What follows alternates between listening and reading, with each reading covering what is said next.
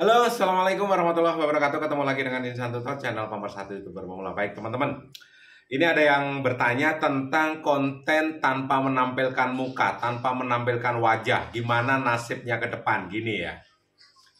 Ini kalau mungkin pemula, tetapi pemula yang beda ya. Pemula tapi pemain muka lama. Ini pasti sudah ngerti dan paham. Jadi gini. Mana yang aman, mana yang tidak. Artinya kita harus cerdas dalam menerima sebuah informasi. Channel yang tanpa muka itu yang aman bagaimana, dan yang berisiko bagaimana. Ini mudah-mudahan bisa dipahami. Contoh, ya, walaupun channelmu itu tanpa menampilkan muka, tetapi ada narasi dan itu suara aslimu. Dan di video itu adalah ada gerakan yang kalian ambil dari kameramu, artinya itu aman, bos. Ya, aman. Contoh, kalian membuat channel seperti servis HP, kadang-kadang kan tidak tampil muka dan hanya langsung eksekusi aja bagaimana caranya. Tetapi di situ ada gerakan HP-mu, ada gerakan tanganmu, dan itu ada narasi dan itu suara aslimu, yaitu aman, nggak masalah. Apalagi lebih aman lagi kalau di menit pertama atau mungkin di beberapa detik pertama ada mukamu saat membuka sebuah video, dan di akhir video atau di tengah video mungkin hanya 2-3 menit itu sudah aman banget. Sudah aman banget. Tetapi yang tidak aman, ya, yang tidak aman itu adalah contoh, karena salah tafsir ya, channel tanpa muka tidak aman, bukan seperti itu. Yang tidak aman itu adalah channel yang tidak tampil muka, suaranya juga narasinya menggunakan robotnya si YouTube, dan setelah itu juga gambar-gambarnya itu seperti gambar-gambar animasi yang dihasilkan oleh aplikasi pihak ketiga, ya, atau dari editing lah. Sedangkan di situ narasinya juga menggunakan robot. Ini berisiko, termasuk hasil dari AI, ChatGPT. Di situ ada animasi, ada mukamu, ada gimana pun diedit, dan itu narasinya kamu buat menggunakan narasi robot apalagi, dan narasi juga hasil dari ChatGPT atau AI, itu loh yang berisiko. Aman, ya, kemungkinan aman di bulan pertama, bulan ketiga aman. Atau mungkin yang sudah gajian berkali-kali bisa teriak aman. Ya, aman, apalagi gajinya gede itu. Aman, ya aman. Ya, tetapi saat kalian terkena dismon yang teriak-teriak aman ini tadi, bakalan apa? Bakalan nggak ada teriakannya lagi. Mingkem sudah, diam-diam. Ternyata bahkan mau teriak, oh saya kena dismon, malu bos. Ya, karena di awal teriakannya keras sekali. Itu loh yang saya maksud. Tetapi misalnya channel masak-masak, di situ kan ada gerakanmu toh. Ada tanganmu kok yang ngulek bumbu, yang ngupas bawang. Ada tanganmu, ada gimana caranya masak, dan di situ menggunakan narasi aslimu. Itu aman ya. Jadi nggak usah maksudnya coba pahami dulu ini yang nggak aman bagaimana, yang aman bagaimana. Maksud dari sebuah video itu loh maksudnya. Kalau belum paham ya ditonton, dibalik lagi, tonton lagi. Makanya selalu saya sarankan dari awal, tontonlah video itu dengan full durasi. Kalau belum paham tolong diulang lagi. Nonton video siapapun itu, bukan hanya videonya Insan Tutor. Kalau belum paham tolong diulang lagi. Maksud dari video ini apa sih? Oh, maksudnya seperti ini.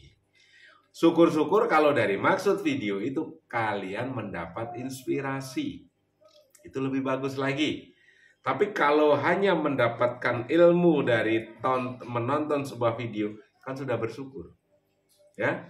gratis lagi. Kan butuh kuota, urusanmu kuota, nggak masuk hitung-hitungan. Ya, memangnya kalau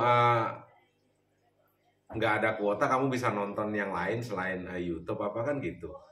Jadi itu loh maksudnya ya. Maksudnya adalah nasib channel yang tidak menampilkan muka untuk kedepannya, yang dimaksud itu menggunakan slideshow, ya, menggunakan gambar-gambar yang hasil dari editing dan hanya ditampilkan sekilas-sekilas. Setelah itu narasinya menggunakan robot. Apalagi slide show itu sudah pernah dipakai di orang, di kontennya orang yang mungkin sudah dipakai ribuan kali, ratusan kali lah, itu sudah terdeteksi konten berulang, ya. Dan itu nanti akan sebenarnya kalau memang aman, kemungkinan aman, tetapi ke depannya ya ke atas. Kenal ngapain ke atas? Ya ayah kan masih konten minum. Yang ini ayahnya, anaknya dulu. Iya, kan sama mama. Yang dimaksud tuh itu loh ya. Jadi kalau sekali lagi di setiap videomu tuh ada gerakanmu, dan gerakan itu diambil langsung dari kamera. Bro, AI ini super canggih, apalagi milik YouTube ya. AI sekarang kan semuanya kan pasti YouTube juga mengembangkan itu untuk diterapkan di sistemnya dia. Jadi kalau memang itu dilihat itu adalah gerakan-gerakan yang memang gerakan-gerakan asli dari tanganmu, dan itu gerakan tangan yang original dengan yang gerakan mungkin dari sistem atau dari aplikasi, itu kan beda bos. Mau dibikin sealamin apapun, gerakan yang sudah editan atau gerakan-gerakan edit, ya namanya kan itu aplikasi dari mana? YouTube juga punya aplikasi, gerakan itu juga gerakan dari aplikasi. Jadi aplikasi dengan aplikasi ya sudah klop. Akhirnya kedeteksi bahwa itu memang tidak alami, walaupun ada sedikit perbedaan, tetapi kan gerakan mesin ciptaan tetap bisa terdeteksi. Tetapi kalau gerakan alami dari tanganmu, dari suaramu, dan itu suara asli, aman, ya aman. Untuk kedepannya gimana? Ya namanya aturan YouTube kita tidak tahu. Tetapi saya kira ya belajar dari pengalaman itu aman karena gerakan yang ada gerakan asli dan ada narasi, ada suara asli. Kecuali yang berbasis AI seperti yang kita bahas tadi lah, gerakannya juga dari AI, fotonya apalagi slideshow. Setelah itu narasinya diambil dari AI, suara robot lagi, ya sudah. Ya, itu loh yang tidak aman. Mudah-mudahan ini bisa ditangkap ya, bisa diterima. Sekali lagi, tidak ada yang lebih aman dan paling aman kecuali konten original. Ingat, lagu yang disediakan oleh YouTube Short pun sekarang banyak yang babak belur, banyak yang bonyok menggunakan lagu itu. Awalnya aman. Bahkan konten kreator yang teriakannya paling keras, aman kok, aman. Nah, sekarang nggak ada teriak lagi. Kenapa? Banyak yang disemon gara-gara lagu. Kenapa? Konten yang digunakan ulang. Kalaupun tidak konten yang digunakan ulang atau re-upload misalnya, ya, atau copyright misalnya, ya sama aja sih sebenarnya. Jadi misalnya terkena copyright atau konten yang digunakan ulang, atau mungkin klaim hak cipta. Yang jadi masalah sekarang aman teriak. Kalian tidak bakalan tahu dan tidak pernah tahu kapan pemilik klaim hak cipta tersebut menarik lisensinya dari YouTube, jedat sudah. Jadi lagu tersebut tidak boleh dipakai oleh YouTube lagi. Itu ada yang kejadian, banyak sekali yang kejadian. Akhirnya kenapa? Kalian langsung terkena pelanggaran. Padahal itu disediakan oleh sistem kan. Tetapi YouTube nggak mau disalahkan juga. Intinya kreator salah aja kalau menurut YouTube. Ya. Jadi kita ini istilahnya menghamba lah. Menghamba ke siapa? Menghamba ke YouTube. Sama loh ya, kehidupan kita ini. Sekarang penguasanya siapa? Anggaplah penguasanya itu si YouTube, pemiliknya YouTube. YouTube itu bisnis. Akhirnya apa? Yang namanya bisnis yang penting tidak bangkrut. Kreator mau dibantai, mau dibabat, nggak ada urusan kok. Sama dengan di negara Konoha sana. Jika pemimpinnya itu sudah merasa berkuasa, intinya rakyat kecil selalu kalah. Selesai.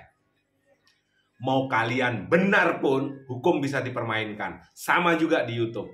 Mau kalian benar pun, kalau itu sudah YouTube mengatakan klaim hak cipta, re-upload, mau apa lo? Mau teriak? Coba aja lo di negeri Konoha sana. Selama posisimu masih menjadi rakyat kecil, teriakanmu yang keras itu justru akan membunuhmu. Kenapa? Teriak keras, duit nggak ada. Sedangkan yang diperintahkan untuk menyikat kamu, kasih duit 2 miliar, dan tembak kepalanya, berangkat itu. Sama di YouTube ini.